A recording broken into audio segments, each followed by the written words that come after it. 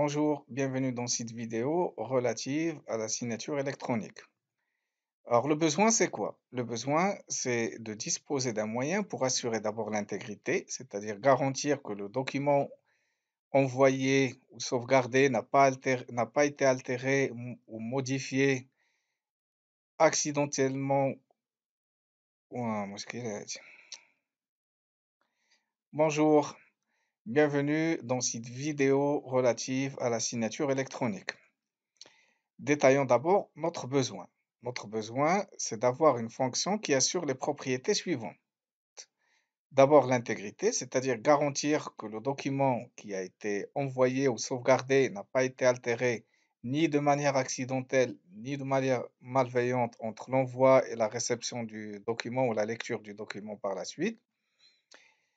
Deuxième propriété assurée, c'est l'authenticité, c'est-à-dire permettre au lecteur d'un document d'identifier la personne ou l'organisme qui a réellement effectué l'action. Donc, c'est l'authenticité de l'émetteur. Et puis, troisièmement, la non-répudiation, c'est-à-dire pouvoir imputer de manière certaine une action à la personne qui l'a réalisée, c'est-à-dire être sûr que la personne qui a réalisé une action ne peut pas le nier. Alors, jusque-là, on a vu la cryptographie symétrique et asymétrique. La cryptographie symétrique et asymétrique, pour les systèmes à clé symétrique, vous avez le schéma ici. On prend un message, on le chiffre avec une clé secrète partagée, on obtient un cryptogramme, un message chiffré, on envoie à la réception, il déchiffre avec la même clé partagée, on obtient le message initial, c'est-à-dire le message en clair.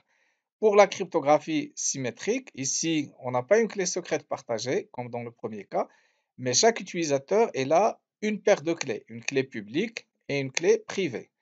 Alors, pour envoyer un message confidentiel à Bob, Alice, qu'est-ce qu'il fait? Il prend le message, il le chiffre avec la clé publique de Bob, elle obtient le message chiffré, il l'envoie de manière confidentielle sur le réseau.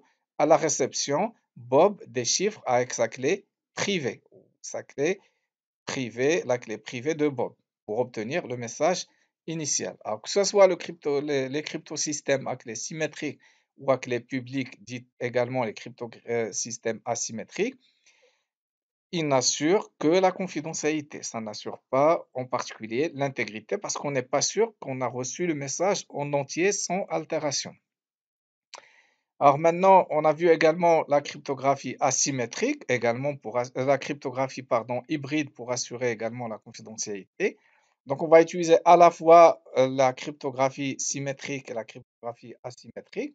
Essentiellement, on va utiliser la cryptographie asymétrique pour l'échange des clés de session et la cryptographie symétrique pour l'échange du message. Alors pourquoi ça? Vous vous rappelez bien, dans la vidéo relative à la cryptographie symétrique, on avait bien dit que la cryptographie symétrique, elle a l'avantage d'être rapide, mais elle a l'inconvénient de distribuer la clé. On n'a pas un moyen connu euh, sans attaque pour distribuer la clé. On peut éventuellement utiliser Diffie-Hellman, le protocole Diffie-Hellman. Il y a une vidéo spécifique à Diffie-Hellman, mais celui-ci, on a expliqué qu'il est vulnérable aux attaques par man in the middle, ou l'attaque sandwich, ou l'attaque du milieu.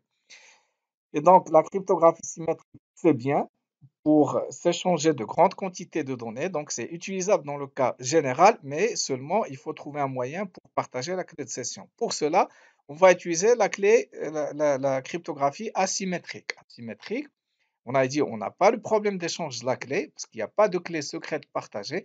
Par contre, on avait dit que la cryptographie asymétrique, elle est très lente. Ça veut dire qu'elle met beaucoup plus de temps, 1000 à 10 000 fois plus de temps que la cryptographie symétrique. Et du coup, elle ne peut pas être utilisée dans un contexte général pour l'échange de fichiers qui contiennent des mégaoctets de données, par exemple. Et donc, comme la clé de session ne contient que quelques bits, la clé de session symétrique ne contient que quelques bits. Par exemple, pour l'algorithme DES, c'est 64 bits. Pour l'algorithme AES, c'est 128, 192 ou bien 256 bits. Chiffrer une clé de session avec la cryptographie asymétrique ne prend pas beaucoup de temps parce que la clé de session est de petite taille. Et du coup, la cryptographie hybride consiste à quoi? D'abord, on génère une clé de session symétrique. On l'a appelée clé de session parce que lors d'un autre envoi, on va générer une autre clé de session. Donc, on prend cette clé de session, on la chiffre avec la clé publique du destinataire, c'est-à-dire Bob. On obtient ici la clé de session chiffrée. Et on utilise cette clé de session pour chiffrer le message. Donc, on chiffre le message avec la clé de session, ici en bas, et on chiffre la clé de session avec la clé publique du destinataire. Et on envoie les deux, c'est-à-dire la clé de session chiffrée avec la clé publique de Bob et le message chiffré avec la clé de session. À la réception, Bob ne peut pas déchiffrer le message, il a besoin de la clé de session. Et comme il a reçu la clé de session chiffrée, il peut la déchiffrer avec sa clé privée. Ici, Bob déchiffre la clé de session avec sa clé privée, il obtient la clé de session et utilise cette clé de session pour déchiffrer le message. Ici, c'est un chiffrement asymétrique en haut, en bas, c'est un chiffrement symétrique. Ici, on a utilisé un chiffrement asymétrique, ce n'est pas bien grave parce que la clé de session, elle est de quelques bits. Et ici, on a utilisé le chiffrement symétrique parce que dans le cas général, un message, on ne peut pas le chiffrer avec du chiffrement asymétrique, ça prendrait beaucoup de temps. Pareil, on a dit ici que ça n'assure que la confidentialité et pas l'intégrité du message. Pour assurer l'intégrité, on a parlé des fonctions de hachage. C'est-à-dire, on veut vérifier qu'un message n'a pas été altéré durant la communication, ni de manière accidentelle, ni de manière malveillante. Ici, on fait quoi? On prend le message, on le hache, on calcule son empreinte et on envoie à la fois le message et l'empreinte. Rappelons que l'empreinte, c'est une fonction mathématique qui possède 4 propriétés. 1, facile à calculer. 2, quelle que soit la taille du message initial, on peut lui calculer son empreinte et que la taille, c'est-à-dire la taille de l'empreinte, c'est-à-dire du résultat, elle a une taille fixe. Le condensé, il a toujours une taille fixe, ou l'empreinte ou le hash, il a toujours une taille fixe. Troisième propriété, elle est à sens unique, ça veut dire à partir de l'empreinte, je ne peux pas retrouver le message. Et quatrième propriété, elle est sans collision, c'est-à-dire deux messages différents, ils ont deux hash différents. Et du coup, ici, Bob, à la réception du message, il recalcule le hash et il compare avec le hash reçu. Si c'est égal, ça veut dire que le message n'a pas été modifié grâce à la propriété de non-collision des fonctions de hachage. Pour assurer l'authenticité des messages et des acteurs, on va utiliser un MAC, un Message Authentication Code. Il peut être généré, on a dit, de deux manières, à l'aide d'un cryptosystème symétrique et d'une fonction de hachage. Ici, on prend le message, on chiffre le message et en hash, on obtient un MAC et on envoie les deux. À la réception, on rechiffre le message, pareil, on recalcule le hash, on obtient le MAC et on compare les deux. Ici, au lieu de chiffrer, on va juste concaténer. On prend le message, on le concatène avec la clé et on hash, on obtient un MAC.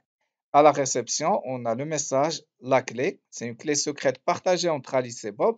Rappelons pourquoi, c'est pour assurer l'authenticité de l'émetteur. Donc, on concatène le message et la clé, on recalcule le hash et on compare les deux hash. Si c'est égaux, ça veut dire que le message est intègre et que la personne qui a calculé le hash détient K et donc on l'a authentifié. Elle détient la clé secrète partagée et donc on l'a authentifié grâce à la clé secrète partagée. On peut également authentifier les acteurs à l'aide de la cryptographie, par exemple en utilisant des protocoles dits défi-réponse ou question-réponse ou challenge-response en anglais, à l'aide d'un cryptosystème à clé symétrique. Bien sûr, les protocoles d'authentification feront l'objet d'une vidéo à part. Ici, c'est juste à titre indicatif. Ici, on suppose que A et B partagent la même clé secrète et que RA est une chaîne aléatoire générée par A et RB une chaîne aléatoire générée par Bob. Donc, Alice veut authentifier Bob et Bob veut authentifier Alice. Donc, Alice, il génère une chaîne aléatoire. Il envoie à Bob. Bob, il chiffre cette chaîne aléatoire en rajoutant son identité. Et en même temps, pour que Bob puisse authentifier Alice, qu'est-ce qu'il fait? Il génère également la chaîne aléatoire RB, une autre chaîne aléatoire. Il envoie les deux, c'est-à-dire la chaîne aléatoire reçue chiffrée avec la clé secrète et une autre chaîne aléatoire RB qu'il a générée. Alice, il déchiffre la chaîne aléatoire chiffrée pour obtenir l'identité de Bob et obtenir RA. De cette manière, il a pu authentifier Bob. Et pareil, il va chiffrer RB, la chaîne aléatoire, rajouter son identité il envoie à A, il déchiffre, il compare avec RB qu'il avait généré. De cette manière, il a authentifié Alice. Donc, ce qu'on voit en bleu ici, c'est une manière d'authentifier Bob par Alice. Et ce qu'on voit en rouge, c'est une manière d'authentifier Alice par Bob. Donc, si je prends la partie rouge, Bob génère une chaîne aléatoire, l'envoie à Alice, il lui dit, si tu es Alice, tu es capable de chiffrer cette chaîne aléatoire avec la clé partagée en rajoutant ton identité. Alice, il chiffre et il réenvoie. Bob, il déchiffre. En principe, il déchiffre ce qui est reçu, donc il retrouve la chaîne aléatoire qu'il a générée au début, RB, et il compare avec RB. Si c'est égal, ça veut dire que Alice détient bien la clé de chiffrement et donc il l'a authentifiée. Ici, on fait la même chose, c'est-à-dire authentification des acteurs, mais à l'aide d'un cryptosystème à clé publique. Ça veut dire que Alice et Bob n'ont pas une clé secrète partagée, mais ils ont chacun une paire de clés, clé publique, clé privée. Donc ici, Alice, pour s'authentifier au prix de Bob, qu'est-ce qu'il fait? Il prend son identité ou une chaîne aléatoire comme tout à l'heure qu'il a reçue de Bob, il la chiffre avec sa clé privée et il l'envoie avec son identité à Bob. Donc Bob, qu'est-ce qu'il fait? Ben, il applique la clé de déchiffrement, c'est-à-dire la clé publique de Alice, et il compare avec le message initial. De cette manière, si c'est égal, ça veut dire que ce qui a été utilisé pour le chiffrement, c'est la deuxième clé de la paire, c'est-à-dire la clé privée de Alice. Il n'y a que Alice qui la détient, donc il a authentifié Alice. Maintenant, tout cela, on avait dit, c'est pour assurer soit la confidentialité, soit l'intégrité et l'authenticité. Maintenant, si on veut en plus la non-répudiation, rappelons la non-répudiation, c'est de ne pas pouvoir nier, ça veut dire que celui qui envoie et celui qui y envoie un message, pardon, il doit utiliser quelque chose qui est propre à lui, en particulier ici, sa clé privée. Donc ici, la signature, comment ça se fait? On prend un message, on calcule son empreinte et on le signe avec notre clé privée et on envoie le message et la signature. Bob, pour qu'il vérifie la signature, il recalcule le hash et d'un autre côté, il déchiffre la signature avec la clé publique de Alice. Normalement, si on déchiffre la signature avec la clé publique de Alice, on doit retrouver le hash parce que la signature, c'est rien d'autre que le hash signé avec la clé privée de Alice. Et donc après, il compare les deux hashes. Alors, pourquoi on a utilisé ici le hash et pas directement la signature avec la clé privée? Tout simplement parce qu'on avait dit dans un contexte général, vous vous rappelez, utiliser de la cryptographie asymétrique, c'est très lourd et donc on a calculé ici d'abord l'empreinte parce que l'empreinte c'est le condensé du message. Il a une taille fixe qui est de quelques octets, rappelons-le, 16 octets pour MD5 et 20 octets pour SHA-1. Et donc, c'est de quelques octets finalement, c'est pas bien grave si on le signe ou on le chiffre avec notre clé privée. Ici, on vérifie la signature avec la clé publique. Alors, de manière détaillée, la propriété d'une signature, c'est d'assurer l'authenticité, c'est-à-dire être sûr l'identité du signataire doit pouvoir être retrouvée de manière certaine, être sûr de l'identité de celui qui a réalisé l'action et qui a signé.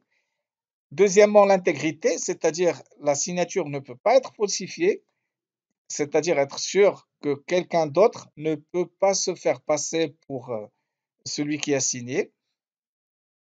La non-réutilisabilité, c'est-à-dire la signature fait partie du document signé et ne peut être déplacée sur un autre document. Et également l'inaltérabilité ou la non-répudiation, c'est-à-dire une fois le document signé, on ne peut plus le modifier, et l'irrévocabilité, c'est la non-répudiation, c'est-à-dire la personne qui a signé ne peut pas le nier. Voilà donc les propriétés assurées par une signature. Rappelons-le comment on fait, cinématique. Alice, il prend un document, il le transmet, et en même temps, il hache le document, il calcule l'empreinte, et il chiffre l'empreinte avec sa propre clé privée. Il applique quelque chose qui est propre à lui, c'est sa clé privée pour prouver que c'est lui qui a fait. Personne d'autre ne peut signer à sa place parce que personne d'autre n'a la clé privée de Alice. Et il envoie donc la signature. À la réception, Ben, si Bob déchiffre la signature, normalement, il doit retrouver l'empreinte qui a été calculée au départ. Et donc, il recalcule à son tour l'empreinte du document et il compare les deux. Si c'est égal, il est sûr de 1, le document n'a pas été modifié, parce que s'il a été modifié, ce H va être différent de celui-là, et donc euh, la vérification va échouer. Deuxièmement, celui qui a signé le document, il détient bien la clé privée de Alice, donc c'est bien Alice, et donc être sûr de l'authenticité de l'émetteur et de la non-répudiation. Alice ne peut pas nier parce qu'il n'y a que lui qui possède sa clé privée qu'il a utilisée pour la signature. On avait vu l'algorithme RSA, il permet de faire la signature. L'algorithme El-Gamal qu'on avait vu également dans la cryptographie asymétrique, il permet de faire la signature. Il y a également DSA, qui est un algorithme de signature, un standard qui fait partie de la spécification DSS, standard adopté aux États-Unis depuis les années 90, je pense.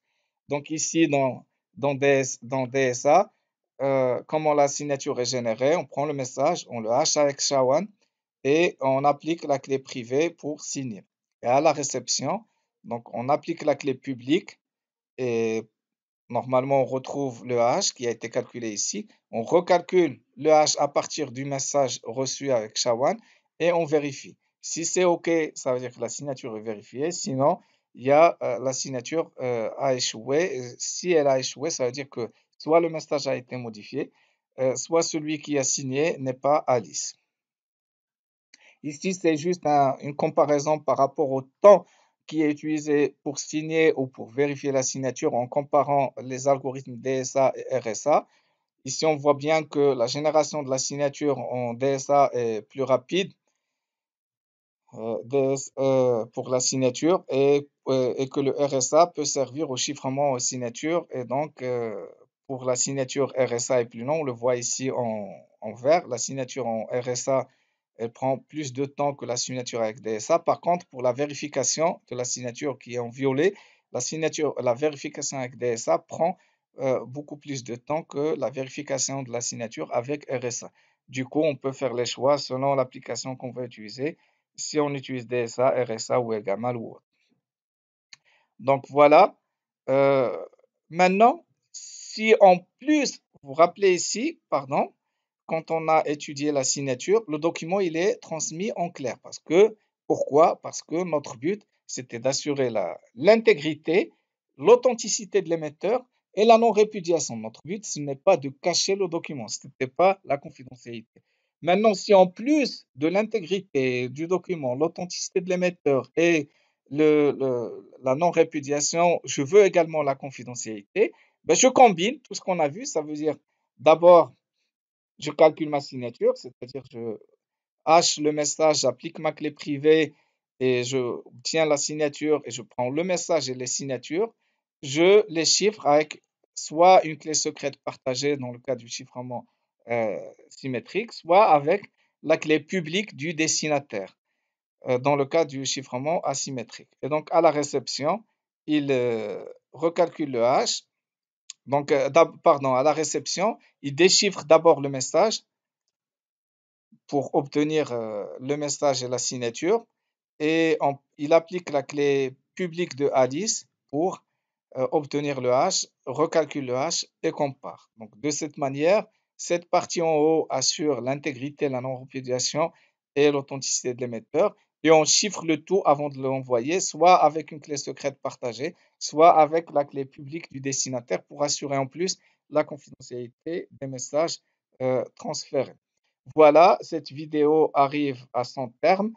Nous allons voir dans la suite de ces vidéos sur la cryptographie la, la notion de certificat. Merci, je vous donne rendez-vous à la vidéo suivante.